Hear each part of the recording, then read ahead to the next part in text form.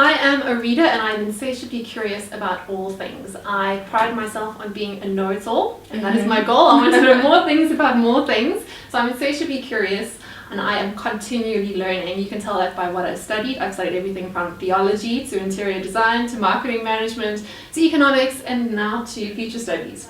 So as you can tell, I'm interested in lots and lots of different things, and I like to use that knowledge to help people to shape and design their own futures. 28 seconds. Oh, I could have gotten 2 more. That was great. So you say that you like to learn a lot. So you've done theology. What else did you say you've done? I studied marketing management. Yes. So I also got a degree in economics. Okay. And I'm studying now future studies through the University of Stellenbosch. Why was that? Why did you go into so many vastly different things? Well, it sounds crazy when you talk about it like that, but Yes. when you sort of see the journey, it all makes complete sense. So I started out studying marketing, but I did marketing management, so I did a BCom. And when you're studying marketing management, you start to understand that if you want to sell things to people, you have to understand people and you have to understand the way the world works. Right. So from that, trend analysis came naturally, because in order to be a good marketer, you have to be on top of trends. Yes. And from trends, I fell into economics because I was doing a lot of marketing for financial services products. Oh, okay. And of course, when you start understanding the way economics works, economics is really just another form of marketing. It's all about supply and demand. It's all about incentives and about getting people to behave in certain ways. So there's also this field of study known as behavioral economics, which really ties together marketing and economics. Okay. And then from trends, it was a natural leap to jump into what's going to happen next, because trends tells you about what's going on now, but then the question becomes what's going to happen next, and is then what happens next inevitable, or can it in fact be changed, which Yes. I totally believe it can. Okay. So how do you believe that it can be changed then? Okay, well, I believe that the future is an open book, and we have 2 choices as individuals and as businesses. We can either follow someone else's future, or we can design our own future and get other people to follow us. So we can either accept the current trends and trajectories to bring us to that inevitable future, or we can take steps to actually create the future that we want to live in, and we want our future descendants and our future customers and our future employees to work and live in. So what kind of thinking then would go into that, into thinking about future generations and not just about the now? Well, it has to start with the now. You have to understand where the world is going. What are the economic trends? What are the marketing trends? What are the social trends? What is the way that the world is currently moving? Once you can understand that likely path that things are going to take, if they're carrying on the same way, you can then also clearly see what needs to change in order to get that future to shift to what you want it to be one day. And as with anything, if you think about future trajectories, it's very much like ripples on a pond. So you drop that stone and those ripples amplify. So very small changes today can make a very big difference to the way the world tilts and shifts in the future. And it just takes someone to be proactive and to be courageous and to actually take the initiative to make that change, rather than just being carried along with the flow of the ripples that are currently flowing along, to shift that future to its desired course. So where did this intrigue of yours come from, this want to learn and this want to know more? Where was that, were you born with that? Were you just naturally intrigued by things? Where did it come from? I think I've always been a bit of a know-it-all, and I always liked reading. Yes. Basically I read so much that when I was in primary school, my mother only allowed me to read 2 books a day. So.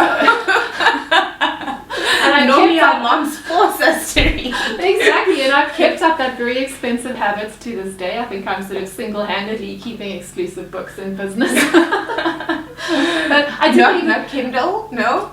I prefer to read paperback books. Okay. I really do. I enjoy collecting them. It's also a bit of a vanity, you like to see everything that you've learned on your shelf. But as a speaker, when I'm preparing research, you want to be able to go back to things. And I definitely find having the tactile copy makes it much easier to reference and to build on. And the thing that I've really learned through my life, all the different companies that I've worked with, all the different things I've studied, all the things I've learned, is that any piece of knowledge can be built on what you've learned before. Right. So it doesn't actually matter what you're reading, as long as you're learning something. what you start to see is those connections and connecting those dots. And that's really what I do as a trend analyst and as a futurist, is I try and connect the dots between different trends and trajectories and about different happenings across the world, different new inventions, different new ideas. And you start to see the similarities and the differences and the way all these things work together. And that gives you a very good overview as to where the world is working and the way society is changing. So you then focus on trends and analyzing trends in a holistic approach. It's not just one aspect of the world or one aspect of how a certain thing works. Yes, absolutely. I would consider myself to be a trained generalist, so I know a lot about a lot of things, but I don't know everything about any one thing. Right. So what I can generally do for clients and for businesses is to fill in the gaps with the things they're not necessarily looking at, because any business is obviously focused on their core business and they know their own industry better than I do, but every business has blind spots. Every business is not looking at some of the trends and some of the ripples that are going to impact on their industry. I mean, we know the case studies. We know that the world's biggest music retailer is Apple. They're a computer company. We know that Uber's taken over the driving market or the mobility market, but they're not really an owner of vehicles. They're not a taxi association. And those curveball trends can come from outside and disrupt businesses that are focused on their own industry and their own bread and butter. And unfortunately, there are so many things going on in the world today. Yeah. You're always going to have those blind spots, and that's what I try and do. Try and connect those dots for you and fill you in as to the coming threats and potential opportunities. So you fill us in on what's about to happen. What about what's happening right now? Yes, so that's really the distinction between trend analysis and futurism. So trend analysis is about what's happening right now. So you might not have picked up on it because there's different things going on in China or someone else in Asia or in America, but it's already happening. So it's not really futurism. It just means that something has happened that you might not have noticed or fully understood. So in my role as what I call myself a trend translator, as cheesy as that might be, I explain what's going on in the world to businesses with the trends that might be outside of their industry that could eventually end up impacting on their industry. But then there's the distinction into futurism. And futurism is about predicting what's going to happen next. And honestly, no one can predict the future. But the best way to prepare for the future is to plan for the future, to actually take proactive steps to design and build your own future, because the future is built by humans, by individuals, by businesses, by companies, by societies, and you have two choices. You can either be swept away by someone else's future, or you can be the guy or girl that actually designs the future that other people will end up living in. Right.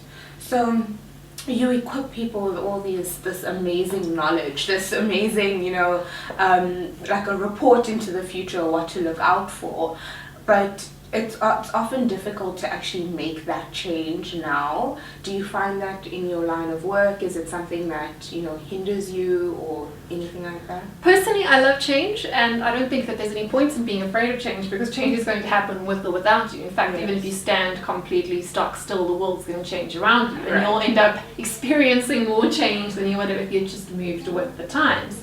But that's my role, and I believe that the best way to get people comfortable with change is to actually make them uncomfortable. Yes. So if I speak to audiences or if I speak to groups, I like to both inspire and scare people into action, into being proactive about the future. You mustn't be a victim of someone else's future, and that's something I really truly believe. If you don't like something, you need to change it. If you don't like the future, fix it. Right.